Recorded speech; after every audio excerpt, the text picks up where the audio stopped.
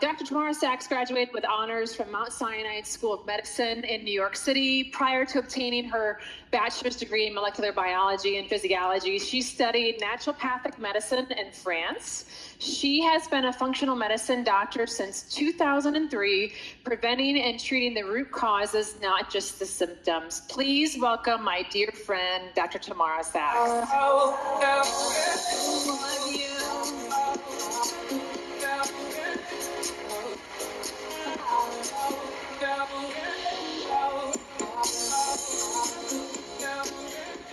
Hey, my people. It's so nice to be here. Thank you so much, Christy. I have to go backwards. There we go. One more. So you heard from Christy that I do what's called functional medicine, and that's treating the root cause of things, not just the symptoms. How many of you all would like all of your doctors to treat the root causes of your problems, not just your symptoms?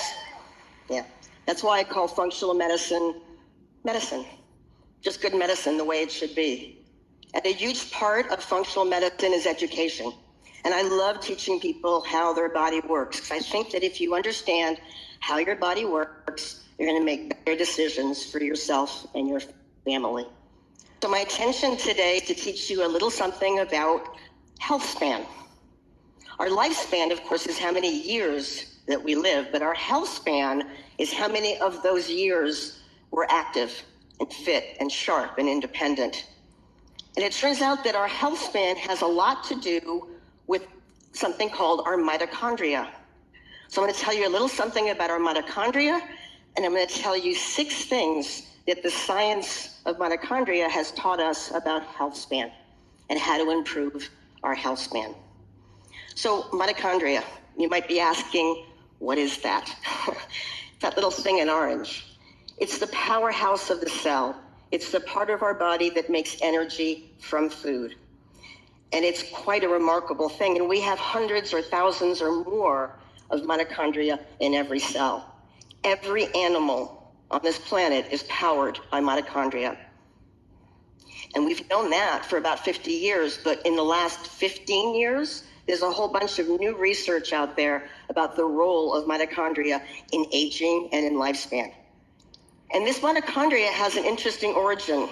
Eons ago, when in our world there were just plants and one-celled organism, there was this little bacteria that had this unique and special skill of knowing how to transform energy, transform from one kind of energy to another. And that little bacteria somehow teamed up with a one-celled organism and started providing that one-celled organism with a steady supply of energy. And that is what has allowed life on this planet to get more complex. But they were bacteria before they were mitochondria. And so they still have bacterial DNA. Mitochondria have their own DNA, just a little bit, just enough to make the structures that they need to make energy from our food. But it's still kind of odd that we have bacterial DNA that run the engine of our cells. So this DNA has a limited ability to repair itself, but mitochondria can repair itself. They can fuse, they can join, and they can split off sections that have been damaged or injured. Now, just to remind you, our DNA, what we think of as the book of life, our genes, that's totally separate. It's in the nucleus of the cell, in the middle of that little blue blob on your screen. That's where our genetic material is held, and we can repair our genetic material pretty well. The mitochondria are separate from the nucleus of the cell, and their DNA should remain separate because bacterial DNA in the circulation doesn't make the immune system very happy. A little bit actually can trigger healing, but a lot can send us into a bit of a tailspin. The other, I think, fun fact about mitochondria is that we only inherit them from our mothers. All mitochondria come from all mothers, all the way back to the first mother. And that's because sperm mitochondria self-destructs when the egg is fertilized. So all that's left is mom's mitochondria to be passed down. Little biology fun fact. Aging. All roads lead to mitochondria. This is part of the research that I was talking about in the last 15 years or so that's really made a huge difference to the longevity research. So the primary focus of the mitochondria is still making energy, but there seems to be a lot more that mitochondria control than just energy. But energy is huge, right? Energy gets us through the day. Otherwise, we're this. So energy is a main prime purpose of the mitochondria. We need energy to do our daily activities, but we also need energy to withstand the forces of time and wear and tear on our bodies and gravity, aging, all these things that we're trying to slow down. That's what mitochondria help us do over time. And when they fail, we age faster. But recently, there's all this new research about what mitochondria also do. And these are just quick studies in the last 1 year about the role of mitochondria in health, in disease, in inflammation, in aging, but also in all sorts of new areas that we never thought mitochondria were involved with, like diabetes, like spinal cord injuries, like traumatic brain injuries. And what that's doing is opening up a whole new area of research into how we can maybe treat and prevent diseases that were never before thought of. So nutritional support to help mitochondria stay healthy. Down the horizon, there'll be medications to help mitochondria stay healthy. And eventually, maybe transplanting mitochondria to help people regain motor skills after an accident where they've had a spinal cord injury or brain injury. All that's kind of interesting. So the research that we're going to talk about, the lifestyle changes we're going to talk about that help us with our health span come from research in these areas. So clearly energy is the first most important role of mitochondria. But then we have fertility. It turns out that human eggs have the most mitochondria of any cell on the planet, upwards of 500,000 to 1 million mitochondria per cell. So fertility is hugely controlled by mitochondrial health. The brain takes up a small amount of room, but has a large impact and uses a lot of energy. And Parkinson's disease, Alzheimer's disease, dementia, and brain injuries are all very hot areas of mitochondrial research right now. And the gut, the microbiome, the place where we have 10 times more bacteria than we have human cells, the place that is our second brain that communicates with our immune system, our microbiome and our mitochondria speak. They speak the same language. They're bacteria. And then our microbiome and our immune system are intimately connected, and it turns out that the effect of our mitochondria on our immune system is also huge, even though immune cells don't have a lot of mitochondria, but they're affected by the health of the overall body's mitochondria. And wherever the immune system is, inflammation goes. And there's a lot of research on mitochondria and inflammation as well. And then muscle, right? That makes sense, energy. So muscles require that the mitochondria can provide a burst of energy whenever we ask it to. We go from lying down sleeping to running a race, and mitochondria can handle that. The heart mitochondria, however, are very different. They require a steady energy production every single minute of the day, we hope, from before you are born till the day you die. So the mitochondria of the heart are being studied separately in heart disease and cardiovascular disease. And then, of course, aging, what we're talking about here, lifespan and aging, are also being big time looked into in terms of mitochondrial research. So before I tell you a little bit about this lifespan, these things, the 6 things that we can all do to improve our lifespan, let me tell you just a little bit about this energy factory that is this mitochondria. So every mitochondria has this system of membranes inside of it. And what a mitochondria does is it takes our food and makes our energy. So let's just talk about glucose, right? A sugar molecule. Mitochondria will take a sugar molecule inside and strip it right down to its most basic unit, its electrons. That's the energy of our food. And then they pass these electrons down this chain in these membranes and repackage that energy into little batteries. We call them ATP, but they're batteries. They're little batteries of portable energy. And then the mitochondria can let those little batteries of ATP out, and the cell can do its work. We can do our work. We can think and dance and create and sing. All the things that we do require energy. But these are electrons, right? Electrons, electricity, hot, burns, dangerous. Free radicals are from electrons. Damage to our DNA comes from electrons. So how does this little mitochondria withstand the damage of electrons on its membranes? Well, it has an innate system, nutritional system, to defend itself against the damage of these electrons. But it can be injured.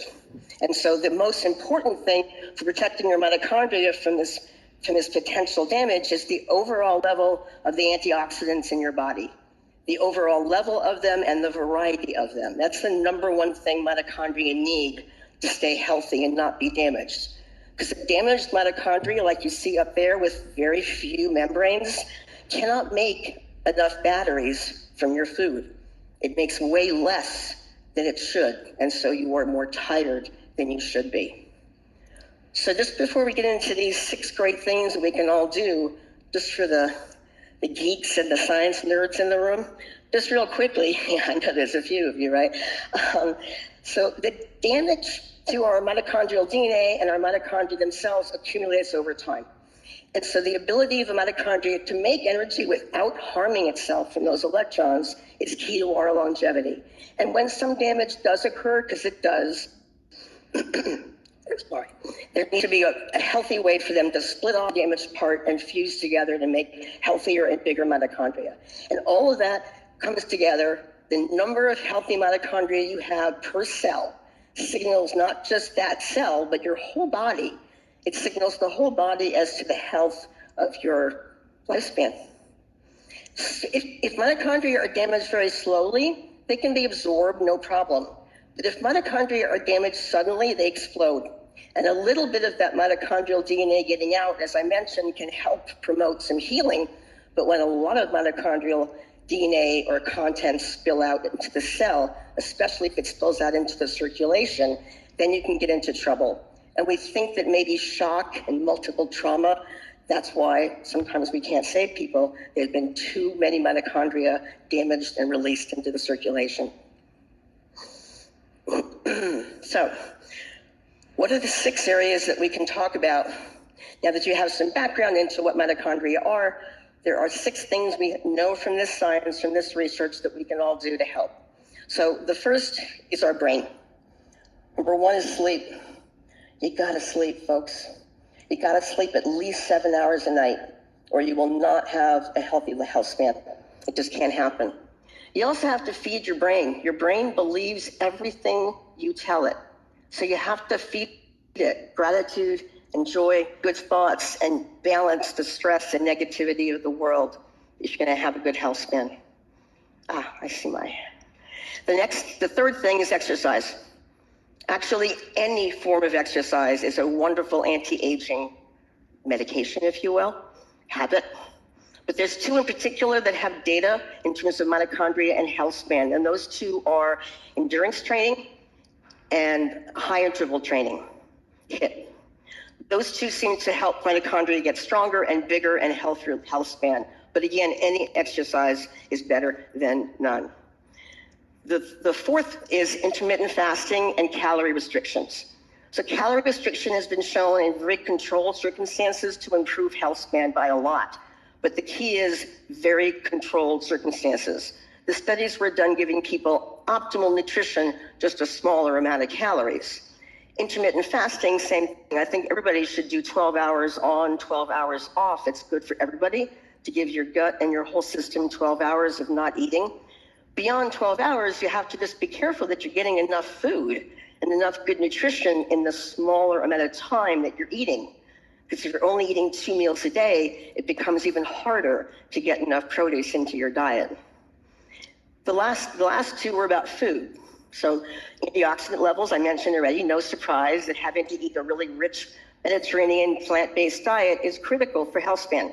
The data's huge on this. There's data on heart disease, on Alzheimer's, on inflammation.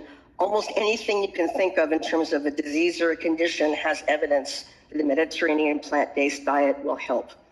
And the last, again, is our microbiome. So feeding your microbiome, feeding your gut, good, healthy plant fibers are critical to having a good, long health span. So I'm going to let you guys focus on the top three: sleep, exercise, brain thinking, positive thinking. And I'm going to focus on the last three and give you some practical tips as to how we can really move this health span into a bigger time period. So the first, I think we talked about already, is plants. Casey did a great job. The importance of a plant-based diet, the colorful antioxidants just cannot be overstated. So eat a lot of colorful plants. Make more than half your plate produce, non-starchables. The current recommendation is 7 to 13 servings. Good luck. That means if you don't get 3 at each meal, you're already in trouble.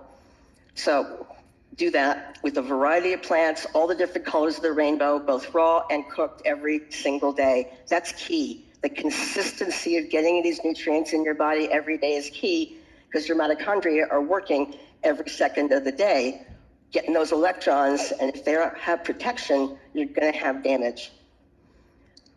So the sad truth is that only 1 in 10 Americans get anything close to enough produce. So I am thrilled that I have been able to be eating Juice Plus capsules for about 20 years now. And it's funny to me because I was so cynical. I was so skeptical. I was cynical. I was rude. I said, you can't do this. This doesn't work. And then little by little, I came to understand that the company is committed to science, to integrity, to innovation, to doing things right, to small farms. And so I became more and more aware that this was something kind of special.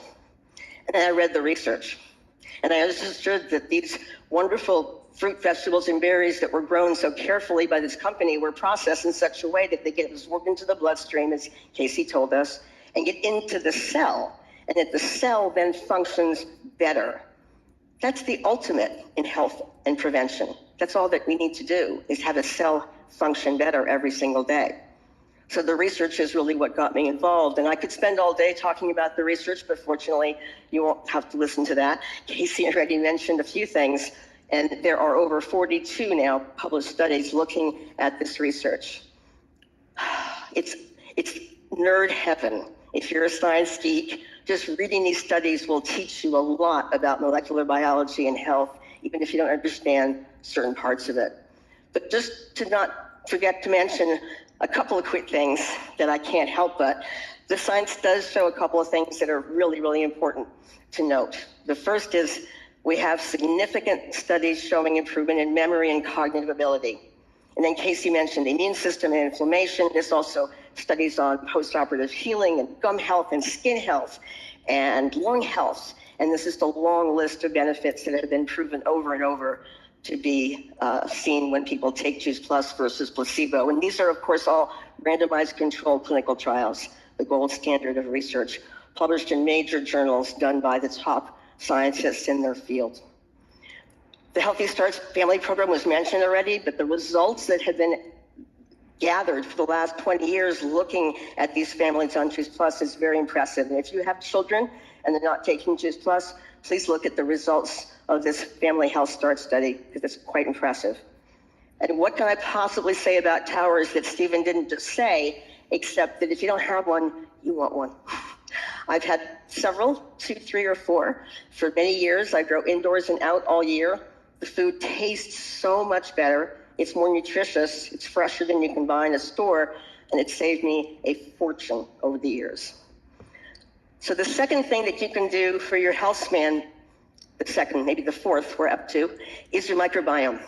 So real quickly, your microbiome needs plant fiber to function. That's how it works. You give your body plant fiber, the microbiome in your gut digests it and makes stuff that we need, and that in turn keeps us healthier. And there's no way around that. This is just a study that was done and I thought was a really interesting tie-in between mitochondria and the microbiome. This just shows that when a healthy gut, oops, I'm on the wrong slide, sorry. When a healthy gut is given good plant fibers, they make something called short-chain fatty acids, or butyrate. Butyrate's an important thing. We really need a lot of butyrate, and our microbiome is what makes our butyrate.